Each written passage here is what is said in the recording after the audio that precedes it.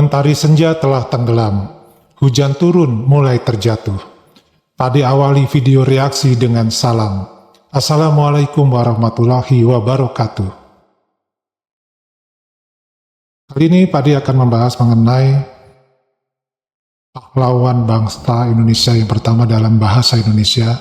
Jadi beliaulah yang pertama mengawali adanya bahasa Indonesia, yaitu Raja Ali Haji, yang merupakan keturunan Bugis yang lahir di Pulau Penyengat di Kepulauan Riau pada tahun 1809. Dia adalah putra dari Raja Haji Ahmad, Pangeran Riau pertama yang pergi berhaji, dan ibunya adalah Enci Hamidah binti Panglima Malik Selangor. Dalam perjalanannya, Raja Ali Haji menciptakan sebuah buku bertajuk Kitab Pengetahuan Bahasa yang menjadi kamus Eka Bahasa Melayu pertama di Nusantara. Buku ini berisi tentang kamus Melayu, Johor, Pahang, Riau, dan Lingga. Beberapa contoh karya Raja Ali Haji adalah Syair Abdul Muluk 1847, Gurindam 12 tahun 1847, dan Tuhfat al-Nafis tahun 1865. Karya Raja Haji yang tersohor yaitu Gurindam 12. Karya tersebut adalah puisi Melayu lama dengan ciri khas kata-kata hiasan, istilah tasawuf, dan metafora. Gurindam 12 berisikan 12 pasal berisikan nasihat atau petunjuk hidup. Nasihat tersebut antara lain terkait dengan ibadah, kewajiban raja atau pemimpin, kewajiban anak terhadap orang tua, tugas orang tua kepada anak, budi pekerti, dan hidup bermasyarakat. Raja Ali Haji wafat berkisar tahun 1872 sampai 1873 di Pulau Penyengat. Namanya telah dikenal luas sebagai ulama, sejarawan, pujangga abad ke-19, dan pecantat pertama dasar-dasar tata bahasa Melayu lewat buku pedoman bahasanya. Lalu pada tanggal 10 November 2004, Presiden RI Susilo Bambang Yudhoyono menggerahkan gelar pahlawan nasional kepada Raja Ali Haji pada peringatan Hari Pahlawan 10 November di Istana Merdeka. Gelar itu diberikan karena buku karya Raja Ali Haji yang berjudul Kitab Pengetahuan Bahasa yang ditulis pada tahun 1851 dicetak di Singapura pada tahun 1925, ditetapkan dalam Kongres Pemuda Indonesia pada tanggal 28 Oktober 1928 sebagai bahasa nasional atau bahasa Indonesia. Adapun peristiwa tersebut kita kenal dengan namanya adalah Hari Sumpah Pemuda. Nah, berkenaan dengan Raja Ali Haji ini, Pak D coba menampilkan ya Gurindam 12 yang berisikan tentang hal-hal yang berkaitan dengan makna hidup kita, yang sampai sekarang Gurindam 12 ini masih relevan dengan kehidupan kita dan bisa menjadi sebagai panutan untuk kehidupan kita dalam keseharian. Yuk kita dengarkan dan kita saksikan Gurindam 12. Di Gurindam pasal yang pertama. Barang siapa tiada memegang agama, sekali-kali tiada boleh dibilangkan nama. Barang siapa mengenal yang empat, maka ia itulah orang yang makrifat. Barang siapa mengenal Allah, suruh dan tegahnya tiada ia menyalah. Barang siapa mengenal diri, maka telah mengenal akan Tuhan yang baharu. Barang siapa mengenal dunia, tahulah ia barang yang terpedaya. Barang siapa mengenal akhirat, tahulah ia dunia mudarat.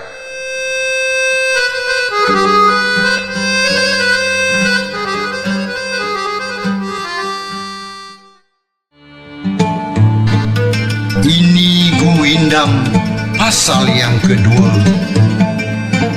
Barang siapa mengenal yang tersebut, tahulah ia makna takut.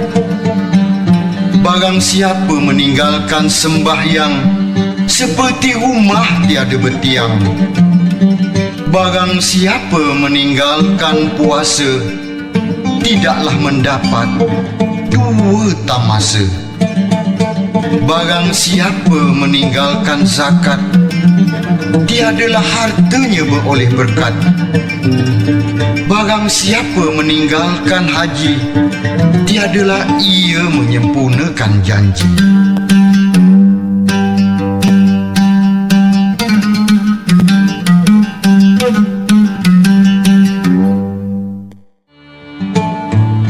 Ini Gurindam pasal yang ketiga. Apabila terpelihara mata, sedikitlah cita-cita. Apabila terpelihara kuping, khabar yang jahat tiadalah damping. Apabila terpelihara lidah, niscaya dapat daripadanya faedah. Bersungguh-sungguh engkau memeliharakan tangan daripada segala berat dan ringan. Apabila perut terlalu penuh, keluarlah fi'il yang tiada senonoh. Anggota tengah hendaklah ingat, disitulah banyak orang yang hilang semangat. Hendaklah peliharakan kaki daripada berjalan yang membawa rugi.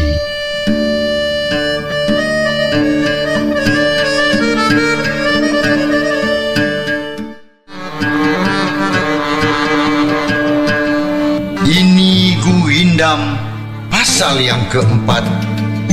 Hati itu kerajaan di dalam tubuh. Jikalau zalim, segala anggota pun roboh.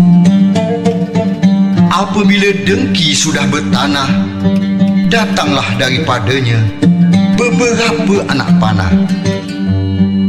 Mengumpat dan memuji, hendaklah fikir. Disitulah banyak orang yang tergelincir. Pekerjaan marah jangan dibela, nanti hilang akal di kepala.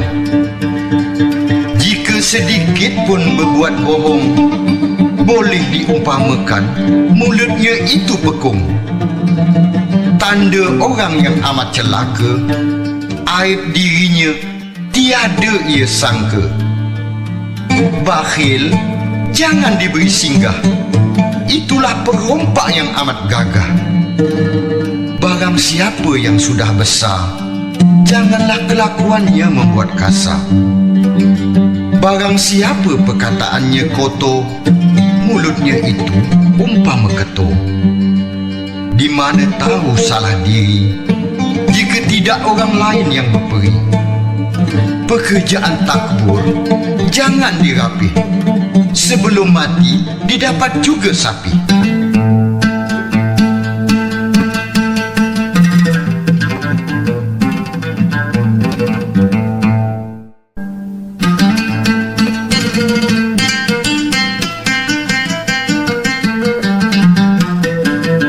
Ini Gurindam pasal yang kelima. Jika hendak mengenal orang yang berbangsa, lihat kepada budi dan bahasa. Jika hendak mengenal orang yang berbahagia, sangat memeliharakan yang sia-sia. Jika hendak mengenal orang yang mulia, lihat kepada kelakuan dia. Jika hendak mengenal orang yang berilmu, bertanya dan belajar tiadalah jemu. Jika hendak mengenal orang yang berakal, di dalam dunia mengambil bekal. Jika hendak mengenal orang yang baik perangai, lihat pada ketika bercampur dengan orang ramai.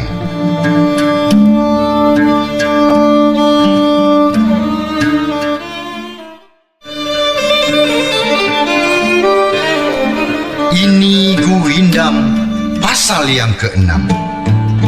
Cari olehmu akan sahabat yang boleh dijadikan obat.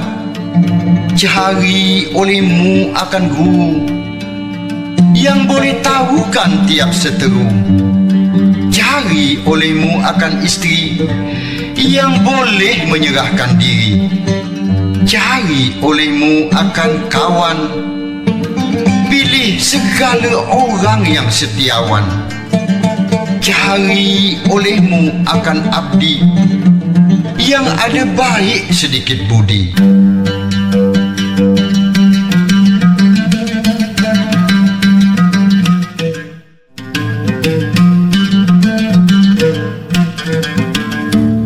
Ini Gurindam pasal yang ke-7. Apabila banyak berkata-kata, disitulah jalan masuknya dusta.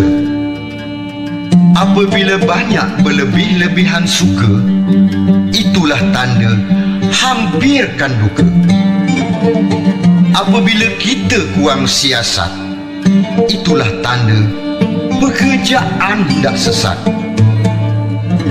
Apabila anak tidak dilatih, jika besar bapaknya letih. Apabila banyak mencela orang, itulah tanda dirinya kurang.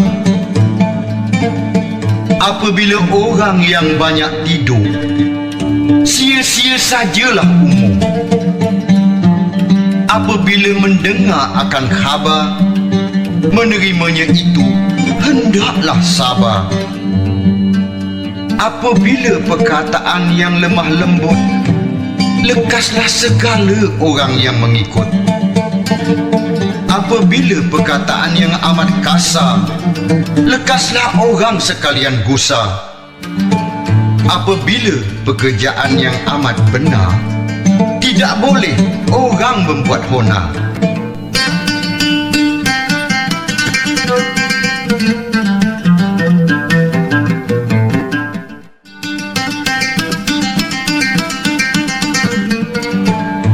Ini Gurindam pasal yang ke-8. Barang siapa khianat akan dirinya, apalagi kepada lainnya, kepada dirinya ia aniaya, orang itu jangan engkau percaya. Lidah yang suka membenarkan dirinya daripada yang lain dapat kesalahannya. Daripada memuji diri, hendaklah sabar. Biar daripada orang datangnya khabar. Orang yang suka menampakkan jasa, setengah daripada syirik mengaku kuasa. Kejahatan diri sembunyikan, kebajikan diri diamkan.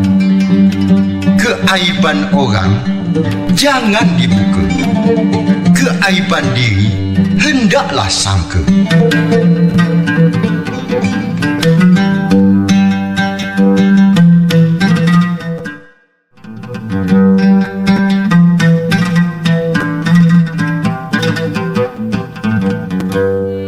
Ini Gurindam pasal yang ke-9. Tahu pekerjaan tak baik tetapi dikerjakan, bukannya manusia, iaitulah syaitan. Kejahatan seorang perempuan tua, itulah iblis punya penggawa. Kepada segala hamba-hamba raja, disitulah syaitan tempatnya manja. Kebanyakan orang yang muda-muda, disitulah syaitan tempat bergoda. Perkumpulan laki-laki dengan perempuan, disitulah syaitan punya jamuan. Adapun orang tua yang hemat, syaitan tak suka buat sahabat. Jika orang muda kuat berguru, dengan syaitan jadi berseteru.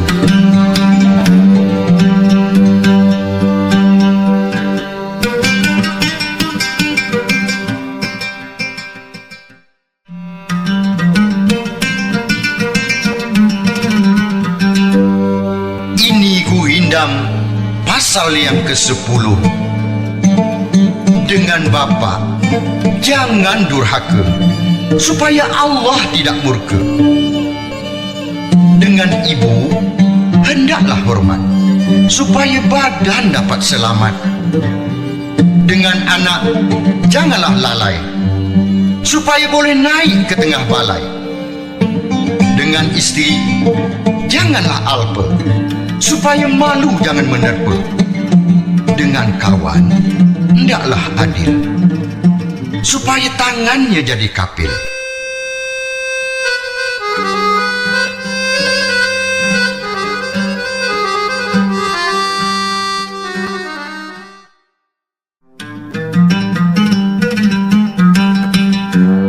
Ini Gurindam pasal yang ke-11. Hendaklah berjasa kepada yang sebangsa. Hendak jadi kepala, buang perangai yang cela. Hendak memegang amanat, buanglah khianat. Hendak marah, dahulukan hujah. Hendak dimalui, jangan melalui. Hendak ramai, murahkan perangai.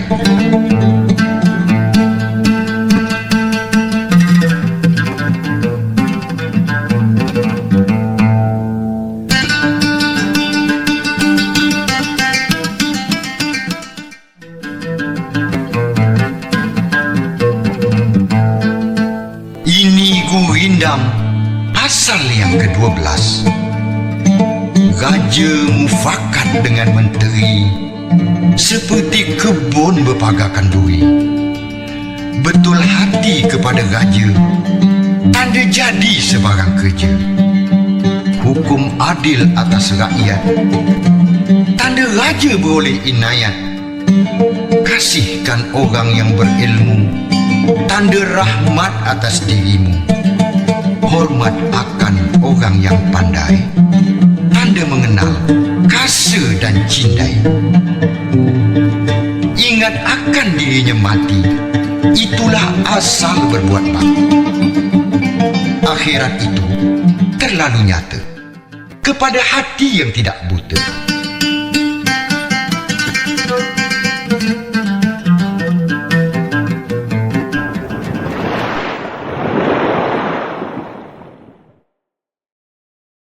Ya, teman-teman, kenapa ini Pak diangkat ya? Cerita mengenai Raja Ali Haji, seorang tokoh, seorang ulama, seorang cendekiawan, seorang sastrawan yang sangat dikenal dan termasyhur di masanya. Karena di sini ada hal yang berhubungan dengan bahasa Indonesia juga. Inilah bahasa Indonesia yang pertama sebelum dia menjadi bahasa Indonesia, dinamakan dengan bahasa Melayu, ya. Melayu yang dikatakan Melayu Bandar, ya, yaitu karena ini adalah untuk perniagaan. Jadi bahasa Melayu yang dikenalkan se-Nusantara untuk dunia perdagangan waktu itu atau sebelumnya, bahkan di zaman penjajahan Belanda. Jadi ini kisahnya juga masih di zaman penjajahan Belanda ya, Raja Ali Haji hidup ini ya. Ini adalah bahasa bandar atau bahasa perniagaan. Jadi dari Sabang sampai Merauke yang digunakan adalah bahasa Melayu ini. Jadi tidak heran, bahasa Melayu Bandar ini, kalau dilihat tata bahasanya, kosakata yang digunakan, ini kalau kita baca dari Gurindam 12, ini hampir tidak ada bedanya dengan tata bahasa dan kosakata bahasa Indonesia. Karena memang inilah awalnya. Jadi di sini jelas sekali bahwa bahasa Melayu yang digunakan sebagai cikal bakal bahasa Indonesia itu adalah bahasa Melayu Riau. Ya.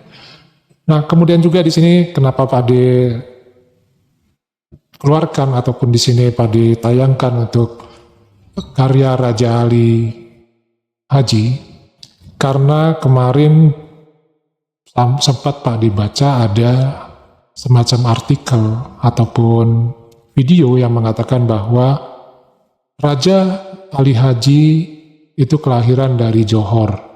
Johor kita tahu kan ada di Malaysia. Nah, dari situ kan bisa dilihat kebenarannya ada di mana.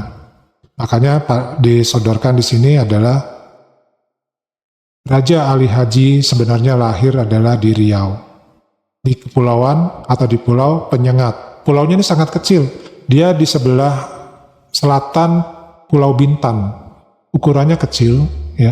Dan beliau juga wafatnya di Pulau Penyengat. Jadi inilah yang seharusnya kita jaga. Asal muasal dari bahasa Indonesia kita, jangan sampai di kitanya sendiri di Indonesia ini menjadi tidak dikenal, malah terkenalnya di negara tetangga. Akhirnya nanti kita ribut lagi masalah pengakuan Raja Ali Haji. Baiklah teman-teman, mudah-mudahan Gurindam 12 ini bisa dijadikan satu acuan, salah satu acuan untuk mengenal hidup kita sendiri. Kita sebagai diri kita sendiri, kita sebagai umatnya Allah Subhanahu wa Ta'ala. Silakan tulis di kolom komentar apa pendapat teman-teman mengenai sejarah awalnya adanya bahasa Indonesia ini. Wassalamualaikum warahmatullahi wabarakatuh.